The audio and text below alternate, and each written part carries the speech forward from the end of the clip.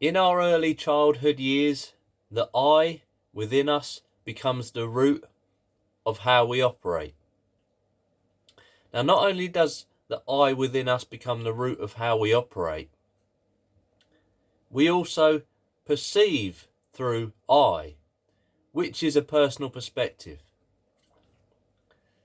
Now, listen, I don't know a lot about computers, but I'd like to use this computer analogy if I can, so follow me on this. A computer will run on a certain software. The software being the root of the computer's operation. Or in other words, the software tells the computer how to function.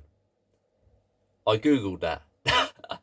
If you Google software, you'll see that software, that's what it says. The software tells the computer how to function, basically. So blame Google if I'm wrong. Now, the human being works in the same way, in the sense that the I within us is the root of how we operate. Or in other words, the I is the software within us, if you like, which governs how we function, how we perceive. We speak as I. We refer to ourselves as I.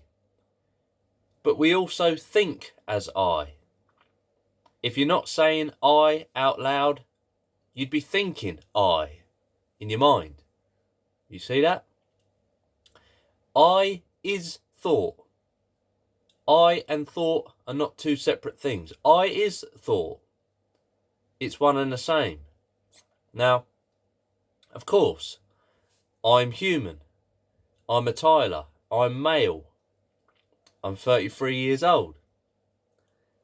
Statements of this nature are not just simply the byproduct of thought, of course, but generally, I is just the byproduct of thought, whether you see that or not. Now, look, the I within us is the mental image we have of ourselves. The I within us is our opinions and views. The I within us can become erratic, dramatic, far-fetched. The I within us can be intelligent or immature, empathetic or careless. Now, to have no awareness of I means there's no interval between I and action, which can be dangerous because I is the root of all of our feelings, emotions, actions and reactions. So if there's no interval between I and action, if the I within us becomes annoyed, and which instantly causes a physical reaction, a physical outburst, that physical outburst could be an outburst of violence. And you might regret that later. Is anybody seeing this, what I'm saying so far? So look, listen, the I within us undoubtedly has its place and is absolutely necessary in order to function as a human being. But do you see? Do you see that your actions, reactions, feelings, emotions all stem from I? Now, I know all this talk of I might be a bit unusual or unconventional, but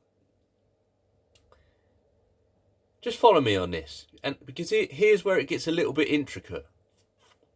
when I say I is thought, that's not to say that thought is repeating over and over again inside your mind like a broken record.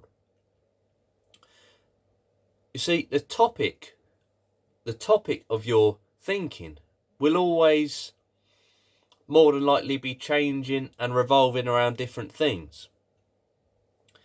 Yet, a fixed point of I could still be the root of how you're operating, which is to be operating through a personal perspective.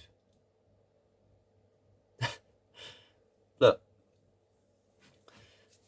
an example. Let's say I'm at work, which ironically I am, as I am in all these videos. Let's say I'm at work. So physically I'm at work. But mentally, I don't want to be at work, let's say. So it's not that the thought, I don't want to be at work, is repeating over and over inside my mind. I don't want to be at work. I don't want to be at work. I'm not suggesting that. It's just simply the fact that I don't want to be at work. And I'm operating through that I. And whether you see it or not, whether you see this or not, that I not wanting to be at work is a state which thought has created, whether you see that or not. Can I give another example? if you allow me. If anyone's watching this, here's another example. Let's say it's Wednesday. And it is actually Wednesday today. I'm recording this on a Wednesday. Let's say it's Wednesday. And I've planned to train, to work out, in other words, exercise, straight after work tonight, let's say. But now I've just heard that a family situation's cropped up, which means I'm going to have to miss my training session tonight. And I won't be able to train tomorrow morning either, because I've got to leave early for work. So that's the fact of the matter, okay? But I really want to train. And so because I really want to train, I begin to feel down. I begin to feel low. Now, let's say it's the next day. So it's the next day now. And it's not a case of, again, the thought, I want to train. It's not a case that thought, I want to train, I want to train. It's just repeating over and over again inside my mind. It's just the fact that I am operating from this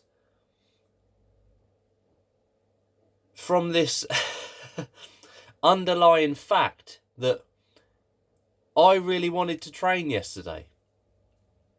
And because I'm still operating through that fact that I wanted to train yesterday, today I continue to feel low because, again, my feelings are governed by I. Does this make sense? Can anybody relate to this? So listen. Put aside whether you see it as thought or not. Just consider this. Consider this. Look, I'm suggesting this. There can be an awareness of I. I'm suggesting as you go about your daily lives, there can be an awareness of I. And that awareness is a complete change in the way you operate. Or that awareness will create a complete change in itself in the way you operate. Is that better? So, to operate in daily life, from the moment you wake up in the morning To operate in daily life with an awareness of I. Is that possible? Live your life and see. That's the answer. All the best. Take care.